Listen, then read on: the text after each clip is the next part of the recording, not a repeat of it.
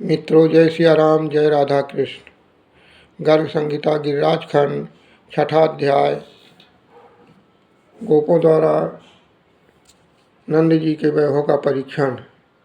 नारद जी कहते हैं कि राजन वृषभान्वर की बात सुनकर समस्त ब्रजवासी शांत हो गए, उनका संशय दूर हो गया। पर और वे पुनः वो वृषभान्वर से बोले, राजन तुम्हारा कथन सत्य है, निश्चय ही यह सिंहर की प्रिया हैं, इसी के प्रभाव से भूतल पर तुम्हारा वैभव अधिक दिखाई देता है। हजारों मत वाले हाथी, करोड़ों चंचल घोड़े तथा देवताओं के विमान सदृश करोड़ों सुंदर रथ और शिविकाएँ तुम्हारे यहाँ सुशोभित होती हैं।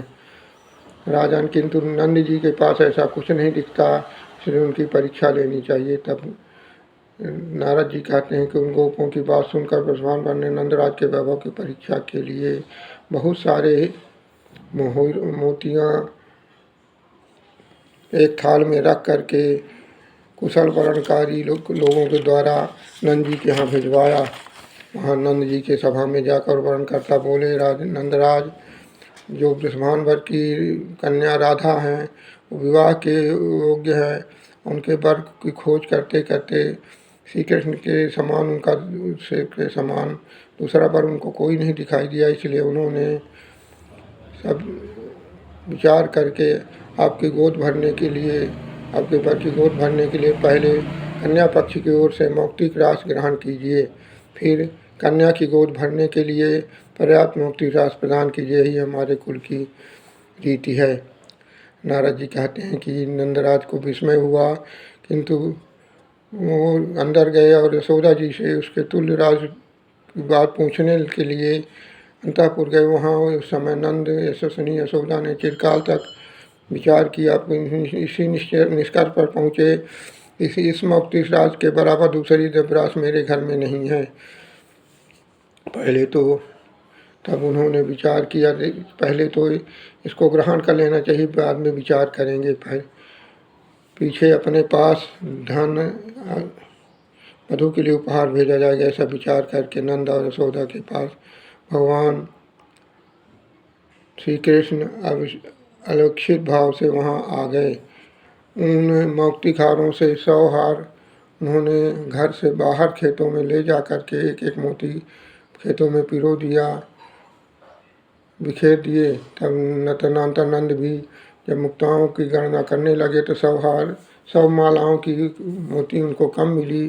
तब नंद जी ने पहले कृष्ण भगवान से पूछा कि इनमें से मोती कहाँ गए। तो उन्होंने कहा कि इसको हमने खेतों में पिरो दिया है, कृष्ण के बलराम से खेलने के लिए। उनमें से नारद जी कहते हैं, राजन, इस प्रकार विचार कर नंद ने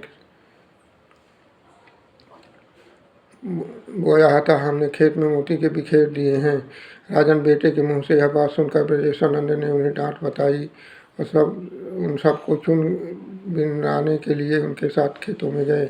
वहाँ मुक्ता फल के सैकड़ों सुंदर वृक्ष दिखाई देने लगे, जो हरे भरे पल्लवों से सुशोभित थे।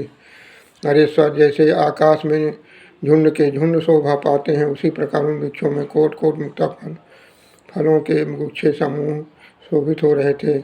इनमें से मोटे मोटे दिव्य मुक्ता फल ले आ करके नरेश्वर ले आए।